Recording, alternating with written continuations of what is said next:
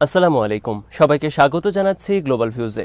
আপনাদের সঙ্গে আছি আমি তাসনিম হোসাইন। আজ জানাবো আন্তর্জাতিক গণমাধ্যমে আলোচিত সংবাদ ও বিশ্লেষণ। যুদ্ধই একমাত্র সমাধান, এই বাস্তবতার সামনে নিয়ে ইসরায়েলি বাহিনীর উপর প্রচণ্ড হামলা চালিয়েছেন ফিলিস্তিনি যোদ্ধারা। গাজায় আরও দখলদার সেনাদের প্রাণ গেছে। তীব্র লড়াই হয়েছে পশ্চিম তীরে, সেখানে ইসরায়েলের বহু যুদ্ধযানে আঘাত এনেছেন প্রতিরোধ যোদ্ধারা। আবার শতাধিক ক্ষেপণাস্ত্র ছুড়ে উত্তর ইসরায়েলকে ধ্বংসস্তূপে পরিণত করেছে হিজবুল্লাহ। এর মধ্যে ইসরায়েলে ইরানের অনিবার্য হামলার পরিণতি নিয়ে শঙ্কিত যুক্তরাষ্ট্রের আরেকটি বিমানবাহী রণতরী মধ্যপ্রাচ্যে পৌঁছেছে। প্যালেস্টাইন ক্রনিকল জানিয়েছে, হামাসের সামরিক শাখা আল কাসাম ব্রিগেডস গাজা যুদ্ধের ৩২০তম দিনে ইসরায়েলি বাহিনীর বিরুদ্ধে পরিচালিত বিভিন্ন হামলার ভিডিও প্রকাশ করেছে। ভিডিওতে দেখা যায়, রাফা শহরে তাল আল সুলতানের একটি বাড়িতে ইসরায়েলি সেনারা লুকিয়ে আছেন। ঘরের জানালা এবং ব্যালকনিতে সেনাদের স্পষ্ট দেখা যাচ্ছিল। কাসামের যোদ্ধারা এই বাড়িতে অ্যান্টি বাংকার এবং অ্যান্টি পার্সোনেল টিপিজি ক্যানিস্টার নিক্ষেপ করেন। ফুটেজে দেখা যায়, ওই এলাকায় একটি বাড়ির জানালা দিয়ে ছোড়া অস্ত্রে ইসরায়েলের একটি টাইগার ট্রুপ ক্যারিয়ার ধ্বংস হয়। বিধ্বস্ত একটি আবাসিক এলাকার রাস্তায় ধ্বংস হয় আরও একটি ট্রুপ ক্যারিয়ার।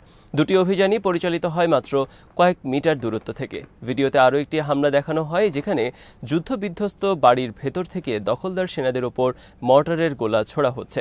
আল কাসামের তরফে জানানো হয়, এসব ঘটনা ছাড়াও বুধবার তারা খান ইউনিসে হামাদ শহরে আল হাউজিন এলাকায় একটি টানেলের প্রবেশপথে দখলদার সেনারা এলে আগে থেকে পুঁতে রাখা এক্সপ্লোসিভ ডিভাইসের বিস্ফোরণ ঘটান। এতে ওই সেনারা নিশ্চিতভাবে নিহত এবং আহত হন। মধ্য গাজার দেইল আল বালায় আল ইয়াসিন 105 শেল দিয়ে একটি মার্কাভা ট্যাঙ্কেও আঘাত করেন তাদের যোদ্ধারা।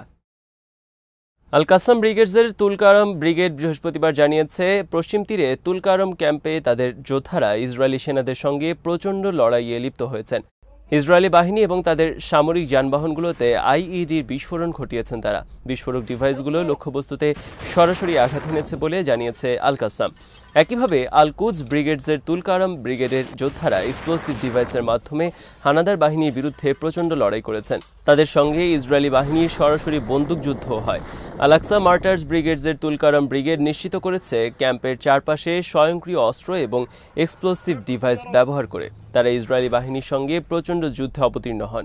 লড়াইয়ে একটি বুলডোজার ধ্বংস হয়েছে বলে জানায় ইসরায়েলি মিডিয়া। তাদের ভাষ্য, এটি বিমান প্রতিরোধ যোদ্ধাদের লক্ষ্য করে হামলা চালালেও লক্ষ্যবস্তুতে আঘাত করতে পারেনি।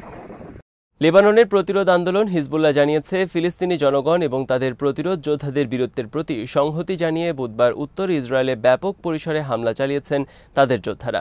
সংগঠনের তরফে জানানো হয়, সকালে ইসরায়েলি বাহিনীর গতিবিধি পর্যবেক্ষণের পর হিজবুল্লাহর যোদ্ধারা জারিদ ব্যারাকের চারপাশে সেনাদের অবস্থান চিহ্নিত করেন। এরপর তাদের উপর বেশ কিছু আর্টিলারি শেল নিক্ষেপ করা হয়। এরপর অধিকৃত গোলান স্নোবার লজিস্টিক ঘাঁটিতে কাতিউশা রকেটের ব্যারেজের মাধ্যমে আঘাত করা হয়। ইসরায়েলি মিডিয়ার ভাষায়, এ সময় একনাগাড়ে 50টিরও বেশি রকেট ছড়ে হিজবুল্লাহ এবং এতে অন্তত একটি বাড়ি বিধ্বস্ত হয়ে হতাহতের ঘটনা ঘটে। এদিন সকালে লেবানিজ যোদ্ধারা অ্যাটাক ড্রোনের মাধ্যমে হাদাব ইয়ারুন সাইটে সরাসরি আঘাত হানেন। ঘণ্টা দেড়েক পর একই অবস্থানে বেশ কিছু আর্টিলারি শেলও নিক্ষেপ করা হয়। এরপর তাদের এক ঝাঁক অ্যাটাক ড্রোন আমিয়াদে ইসরায়েলি বাহিনীর নর্দার্ন কোরের রিজার্ভ হেডকোয়ার্টার এবং গ্যালিলি ডিভিশনের লজিস্টিক্স ঘাঁটিতে আঘাত হানে।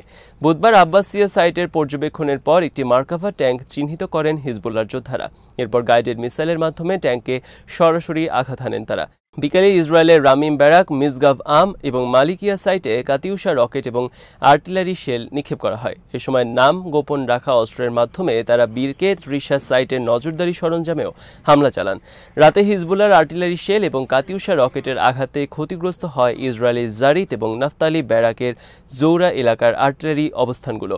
এসব হামলায় ব্যাপক ক্ষয়ক্ষতির কথা জানিয়েছে ইসরায়েলি সংবাদ মাধ্যমগুলো। অবরুদ্ধ গাজায় ইসরায়েলি গণহত্যার সর্বশেষ পরিস্থিতি নিয়ে কাতারে বৈঠক করেছেন হামাস এবং ইসলামিক জিহাদ আন্দোলনের শীর্ষস্থানীয় নেতারা। বুধবার দোহায় হামাসের সদর দপ্তরে এই বৈঠক অনুষ্ঠিত হয়। এতে হামাসের প্রতিনিধি দলের নেতৃত্ব দেন সংগঠনের শুরা কাউন্সিলের সভাপতি মোহাম্মদ দরবিশ এবং ইসলামিক জিহাদের প্রতিনিধি দলের নেতৃত্ব দেন মহাসচিব জিয়াদ আন নাখালা। বৈঠক শেষে এক বিবৃতিতে হামাস বলেছে, প্রতিরোধ নেতারা ফিলিস্তিনি জনগণের বিরুদ্ধে ইসরায়েলি আগ্রাসন বন্ধ এবং মানবতা বিরোধী অপরাধের কারণে কারণে ইহুদিবাদী নেতাদের বিচারের আহ্বান জানিয়েছেন। তাছাড়া বৈঠকে জানানো হয়, ফিলিস্তিনি প্রতিরোধ যোদ্ধারা অটল এবং অবিচল থেকে ইসরায়েলের বিরুদ্ধে লড়াই চালিয়ে যাবেন। দোহা বৈঠকে গাজায় যুদ্ধবিরতি প্রতিষ্ঠার সবগুলো চেষ্টা বানচাল করার জন্য ইসরায়েলকে দায়ী করা হয়। বিশেষ করে হামাসের গত মাসে মধ্যস্থতাকারীদের পক্ষ থেকে উত্থাপিত যুদ্ধবিরতির যে প্রস্তাবে সম্মতি দিয়েছিল তার প্রত্যাখ্যান করার জন্য প্রধানমন্ত্রী বেনিয়ামিন নেতানিয়াহুকে অভিযুক্ত করা হয়।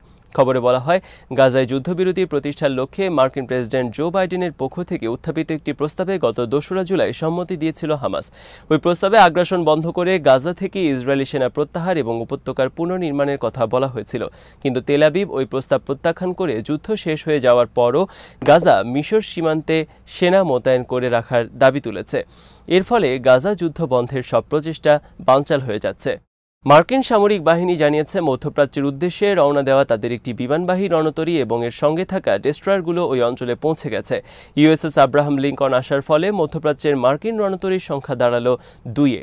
আগে থেকে সেখানে ইউএসএস থিওডোর রুজভেল্ট অবস্থান করছিল। ইউএস সেন্ট্রাল কমান্ড সামাজিক যোগাযোগ মাধ্যমে জানায়, F-35C এবং FA-18 ব্লক 3 ফাইটার সহ আব্রাহাম লিঙ্কন সেন্ট্রাল কমান্ডের এখতিয়ারভুক্ত এলাকায় চলে এসেছে। এতে বলা হয়, carrier strike group 3 flagship USS Abraham লিঙ্কনের সঙ্গে ডেস্ট্রয়ার স্কোয়াড্রন 21 এবং ক্যারিয়ার এয়ার উইং 9ও রয়েছে। পেন্টাগন 11 আগস্ট জানায়, মার্কিন প্রতিরক্ষামন্ত্রী লয়েড অস্টিন এই মাসের শুরুর দিকে আব্রাহাম লিঙ্কনকে মধ্যপ্রাচ্যে যাওয়ার নির্দেশ দেন। গত মাসের শেষ দিকে ইসরায়েল শীর্ষ হিজবুল্লাহ কমান্ডার ফুয়াদ শুকুর এবং হামাস নেতা হানিয়াকে হত্যা করলে মধ্যপ্রাচ্যে উত্তেজনা বেড়ে যায়। এরপর ইরান ইসরায়েলে হামলার ঘোষণা দিলে দ্রুততার সঙ্গে মধ্যপ্রাচ্যের শক্তি বাড়ানোর সিদ্ধান্ত নেয় যুক্তরাষ্ট্র। আনাদুলুর খবরে বলা হয়, লেবাননের দক্ষিণাঞ্চলে ইসরায়েলি ড্রোন হামলায় ফিলিস্তিনের রাজনৈতিক দল ফাতার সামরিক শাখার এক কমান্ডার নিহত হয়েছেন। তিনি হিজবুল্লাহর সঙ্গে কাজ করতেন বলে দাবি করেছে ইসরায়েল। ফিলিস্তিনি প্রেসিডেন্ট মাহমুদ আব্বাসের নেতৃত্বাধীন ফাতাহ বুধবার জানিয়েছে, দক্ষিণ লেবাননে ইসরায়েলি বিমান হামলায় খলিল আল মাকদাহ নামে তাদের এক সামরিক কমান্ডার নিহত হন। দলটির সামরিক শাখা আল আকসা মার্টার্স ব্রিগেডস বলেছে, খলিল আল মাকদাহ উপকূলীয় শহর সিডনে ফিলিস্তিনি জনগণ এবং প্রতিরোধের সমর্থনে তার দায়িত্ব পালন করার সময় হামলার শিকার হন। লেবাননের সংবাদ মাধ্যমগুলো জানিয়েছে, সিডনের ভিলাস এলাকায় একটি ইসরায়েলি ড্রোন তার গাড়িতে আঘাত করলে নিহত হন তিনি। এক বিবৃতিতে ইসরায়েল দাবি করেছে, আল মাকদাহ এবং তার ভাই মনির ইসরায়েলের বিরুদ্ধে হামলা চালানোর জন্য কয়েক বছর ধরে হিজবুল্লাহ এবং ইরানের ইসলামী বিপ্লবী গার্ড কোরের সঙ্গে কাজ করছিলেন। গাজার মিডিয়া অফিস জানিয়েছে, উপত্যকার আরেকটি স্কুলে আশ্রয় নেওয়া অসহায় ফিলিস্তিনি জনগণের উপর বিমান হামলা চালিয়েছে ইসরায়েল। বুধবার গাজা সিটির সালাউদ্দিন স্কুল এবং এর কাছাকাছি একটি বাড়ি লক্ষ্য করে শক্তিশালী বোমা নিক্ষেপ করে ইসরায়েলি যুদ্ধবিমান। এতে তাৎক্ষণিকভাবে অন্তত 4 ফিলিস্তিনি নিহত হন। হতাহতদের বেশিরভাগ শিশু এবং নারী। এর আগে মঙ্গলবার গাজা সিটির একটি স্কুলে বিমান হামলায় অন্তত 12 জন নিহত হন। ইসরায়েলি প্রতিরক্ষা বাহিনী বুধবার গাজা সিটির স্কুলে হামলার দায়িত্ব স্বীকার করতে বলেছে।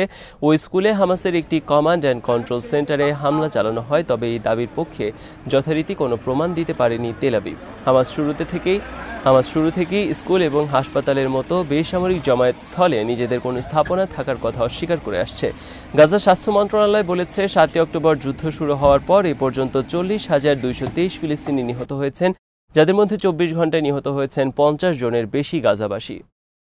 পাকিস্তানের আন্তঃবাহিনী তথ্য ব্যুরো জানিয়েছে, শাহিন-2 নামে ভূমি থেকে ভূমিতে নিক্ষেপযোগ্য ব্যালিস্টিক ক্ষেপণাস্ত্রের সফল পরীক্ষা চালিয়েছেন তারা। তাদের বিবৃতিতে বলা হয়, এই পরীক্ষার উদ্দেশ্য ছিল সেনাদের প্রশিক্ষণ, বিভিন্ন প্রযুক্তিগত দক্ষতা যাচাই, অস্ত্রের নির্ভুলতা এবং বিভিন্ন সাবসিস্টেমের কার্যক্ষমতা মূল্যায়ন করা। পাকিস্তানি সামরিক বাহিনীর কৌশলগত পরিকল্পনা বিভাগের ঊর্ধ্বতন কর্মকর্তারা, আর্মি স্ট্র্যাটেজিক ফোর্সেস কমান্ড, প্রাসঙ্গিক বিজ্ঞানী এবং প্রকৌশলীরা এই পরীক্ষা প্রত্যক্ষ করেন।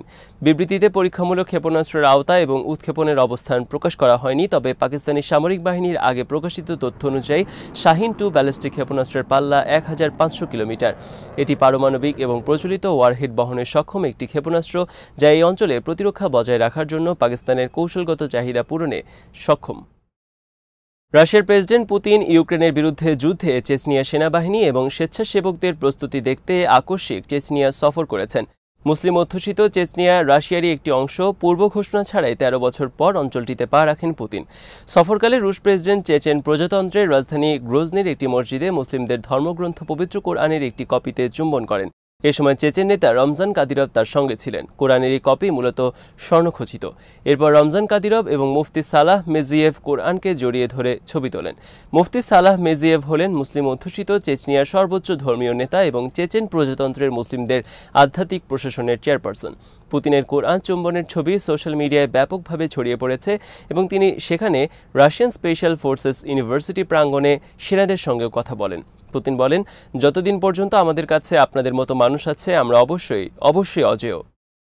আজ এখানেই শেষ করছি। সবাই ভালো থাকুন, সুস্থ থাকুন আর দেখতে থাকুন বি রিভিউজ। চ্যানেলটি ভালো লাগলে সাবস্ক্রাইব করুন, সংযুক্ত থাকুন আমাদের ফেসবুক পেজে। আল্লাহ হাফেজ।